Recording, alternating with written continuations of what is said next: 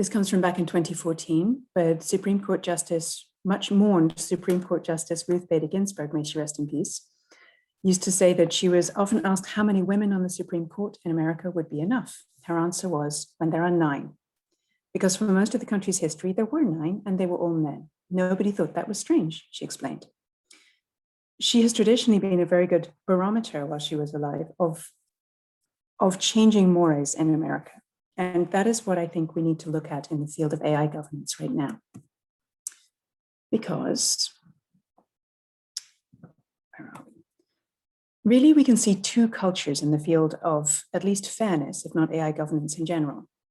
First, there is the sort of broadening aspect of the field where computer science is coming into contact with social science, and where there is often uncomfortable but opening up discussion of how to take into account social movements in the work of computer science and AI particularly. Separately from that, there is a countervailing force that says no, responsible computing is about setting the right requirements and then letting everybody do their jobs. That we just need to, we being basically social scientists and philosophers and lawyers, need to come up with the right requirements so that computer science can proceed with innovation, with creating AI, and with moving the field forward. And these 2 things have come into conflict increasingly over the last couple of years. Because there are 2 positions on formalizing fairness, which is essentially what we're talking about when we talk about responsibility and requirements engineering. The first idea is that we have to formalize fairness because we need a target for the creation of standards and requirements so that algorithmic systems can possibly be regulated effectively. And also that the idea of searching for conceptual clarity on fairness makes this discussion more inclusive of technical disciplines and applied legal perspectives, which are very important to preventing problems with AI. We can't do governance without them. A countervailing movement says fairness must not be formalized and cannot be formalized, in fact, because it does not tell us anything about whether a particular application should be deployed at all. And because the formalization of standards and requirements, such as around the idea of fairness, can be used strategically to distract society and legislators from more fundamental issues, which they should in fact be dealing with. Within this, there are many intersecting and possibly competing framings of risk, many of which have come up in this conference so far. And when one of us works on one of these framings, we tend to believe that it's the most important. And these are all actually competing, including, God forbid, the final option here, which is singularitarianism, which does still pop up every now and then. There's a whole community working on the idea that AI is actually going to take over the world. And it's important to take these all into account when we think about the field for governance. So one of the papers that I use to teach on this is something probably a lot of people here have read. It's Oskies et al.'s paper on a mulching proposal, riffing on the idea from Swift in the 18th century on his modest proposal, which covers a hypothetical corporate proposal for an algorithmic system for turning the unwanted elderly into high nutrient slurry, so essentially into food.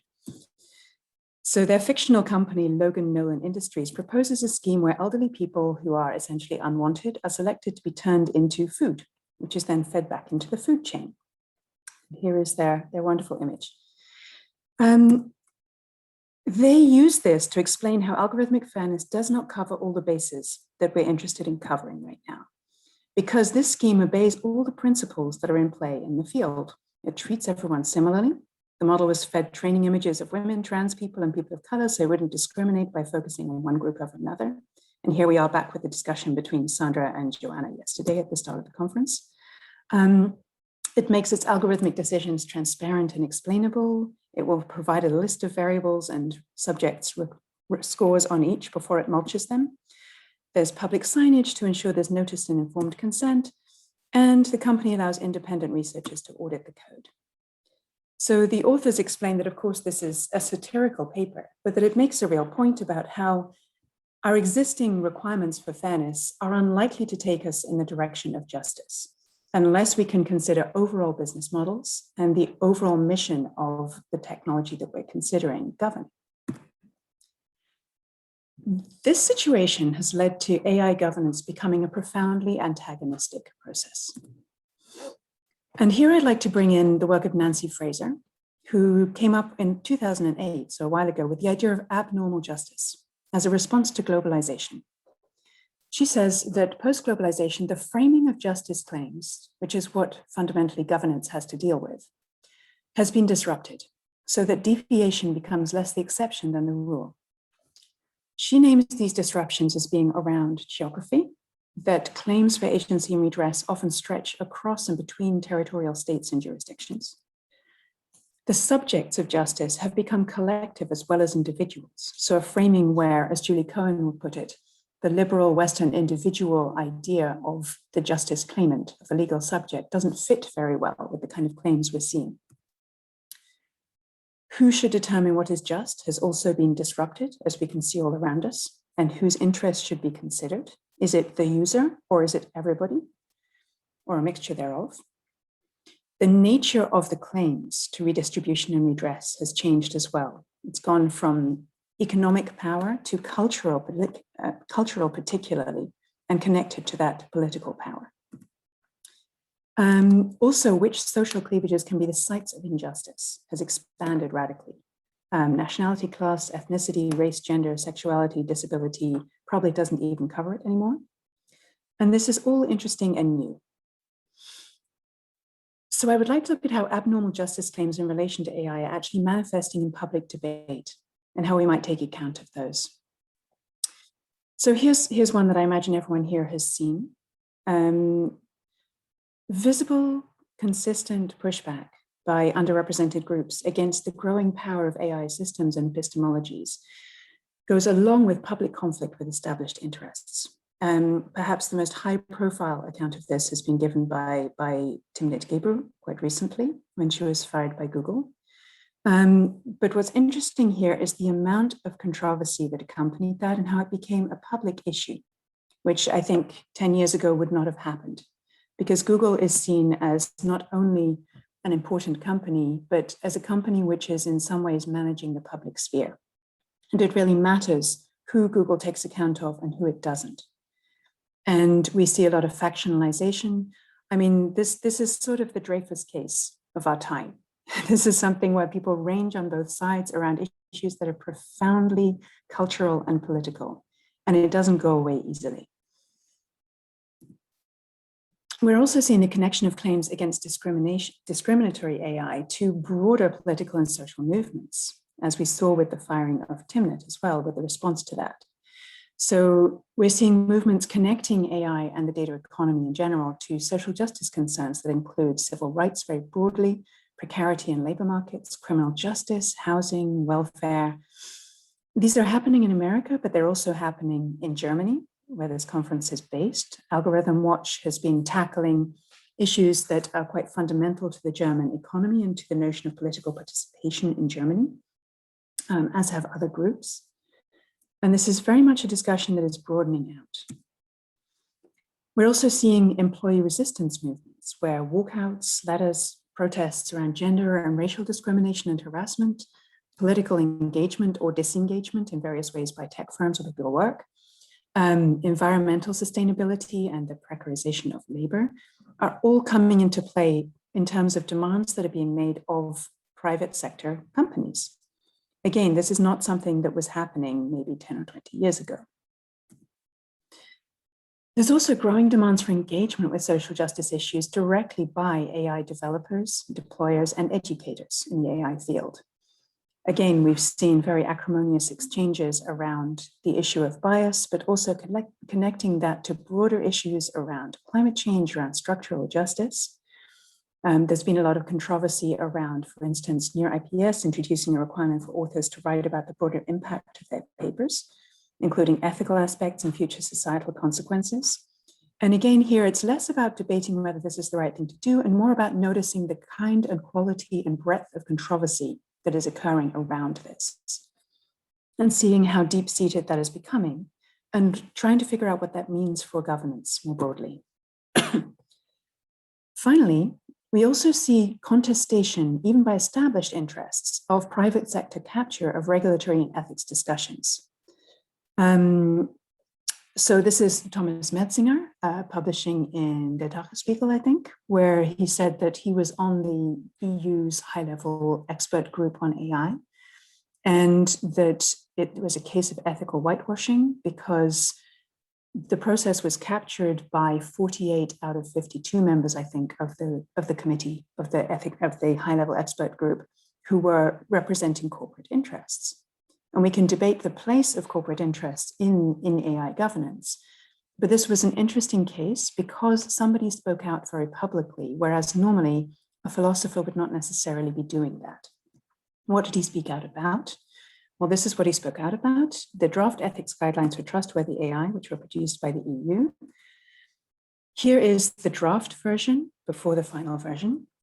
As you can see, it has examples of opportunities and critical concerns raised by AI. So these are essentially red lines proposed by the group. Between the second to last draft and the final draft, this section C completely disappeared. As you can see, there's now section B and then a conclusion, and the red lines have been cut out of the document. And what Thomas Metzinger recounted was the story of how that happened and how people agreed on red lines broadly, and then the corporate interests on the high-level expert group got together and decided that the idea of red lines should not exist for AI. These are the critical concerns that disappeared from the AI guidance: identifying and tracking people, covert AI systems, AI-enabled citizen scoring in violation of fundamental rights, and laws, lethal autonomous weapon systems. It's kind of surprising that anyone thought that these shouldn't be red lines, but again, we should look at the controversy mainly about their disappearance rather than debate whether these. I think it's fairly clear that these are all a bad idea and that we don't wish for these to happen in the world. But how we stop them happening is changing processually. And that for me is the interesting thing here. So let's get to what is that processual change? Well, one thing that people are noticing is that we don't have the kind of legal subject that we had when data protection was first conceptualized. Data protection is not working well to protect things that we wish to protect with regard to AI governance. Structural disempowerment maybe needs to be more fully considered when we talk about governing AI. Given that the tools we have are not working for us very well, conflict and contestation maybe are not a bug, but a feature of the process of governance that requires attention and restructuring. We have to name the big problems in order to address the smaller ones. If we want to learn from what we might call the fairness phase of AI governance, we also need to find ways to connect these big structural problems and their societal expressions, very importantly, the things I've just been covering, with law and regulation. We need to go from the idea of requirements to the idea of engagement with a constantly changing field of demands and needs. And finally, the most basic consideration here is that fairness and responsibility turn out to be, of course, necessary, but insufficient in their current thin, unenforceable configurations. We need to find thicker configurations and conceptualizations of fairness and responsibility that go some way towards inclusion of new claims to justice. So, can Nancy Fraser help us with this? Well, she directs us to look not only at the redistribution questions that have always been at the heart of justice concerns.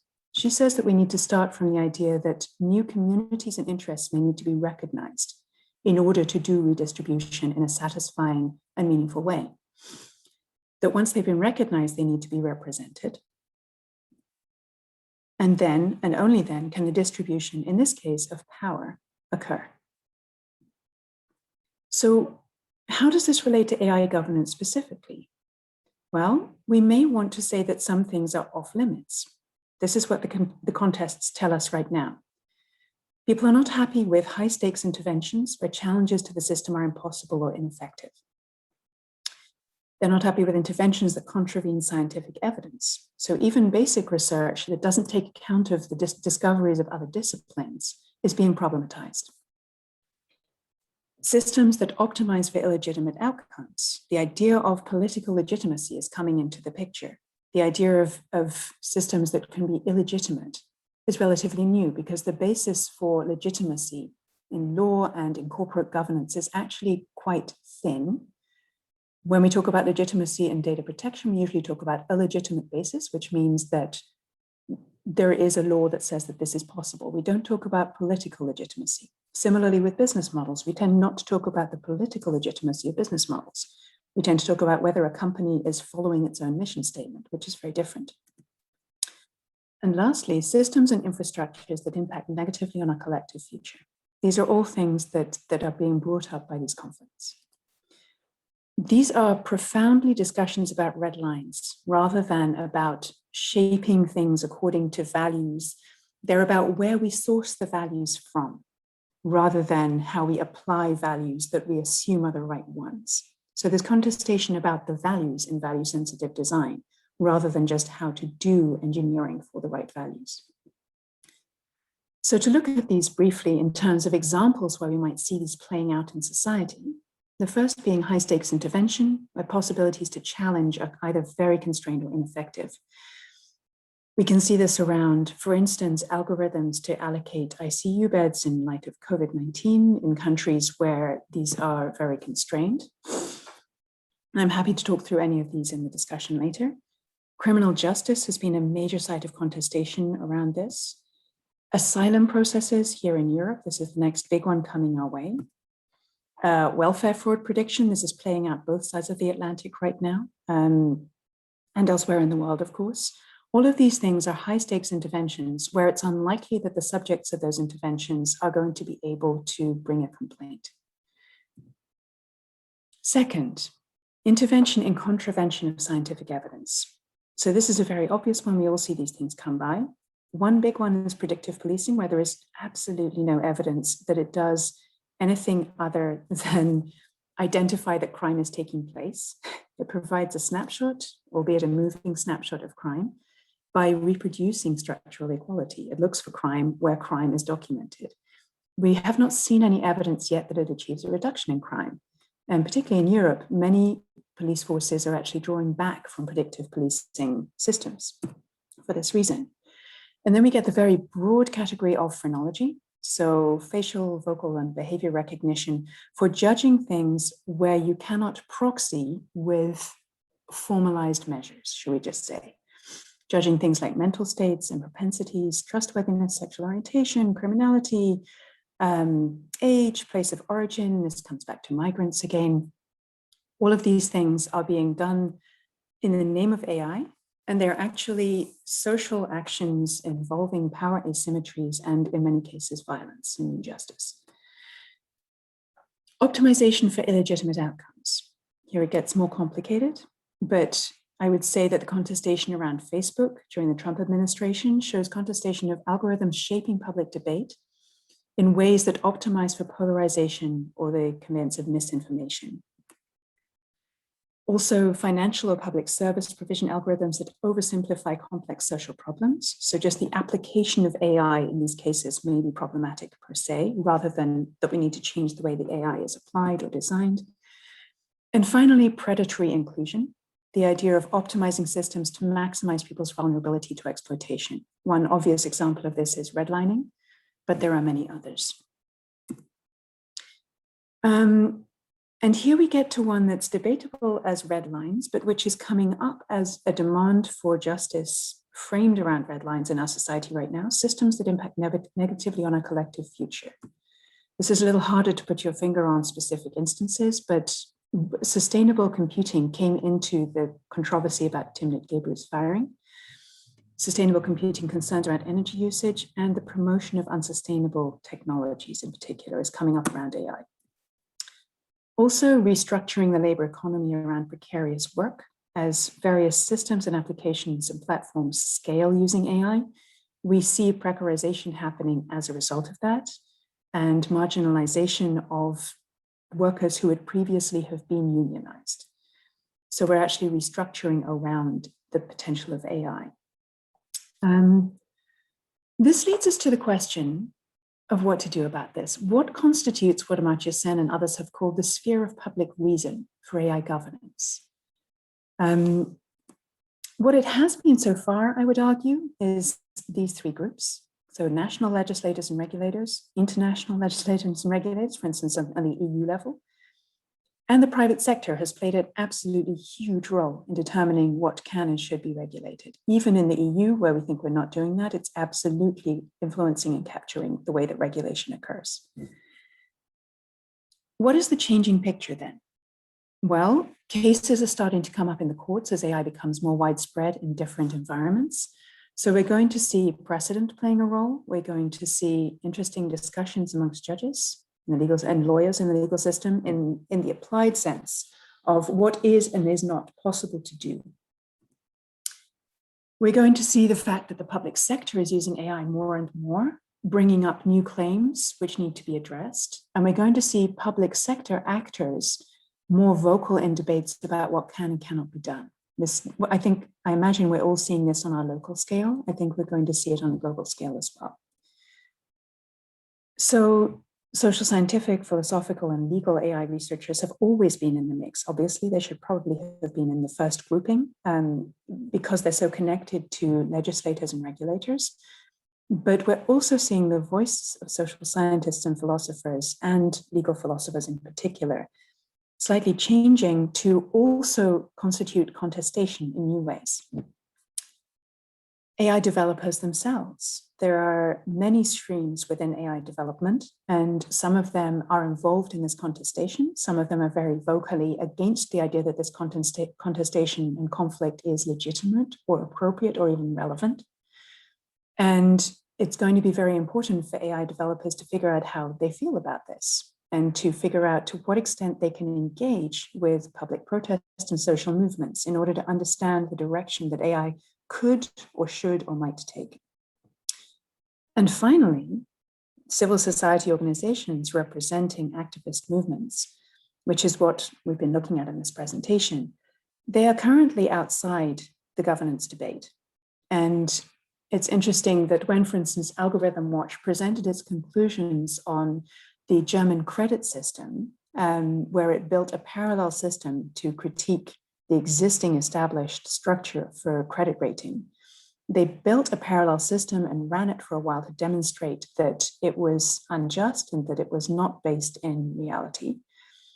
And they presented this to the world, and absolutely nothing has happened in terms of policy change. This has happened all over the world. It's kind of inevitable now that we're going to see these social movements have an effect on policy and have an effect on regulation. Whether we get ahead of that or whether we get dragged into it as scholars is an interesting question. What is our place as scholars of AI and regulation and law and governance in this picture? And that is what I would very much like to debate with you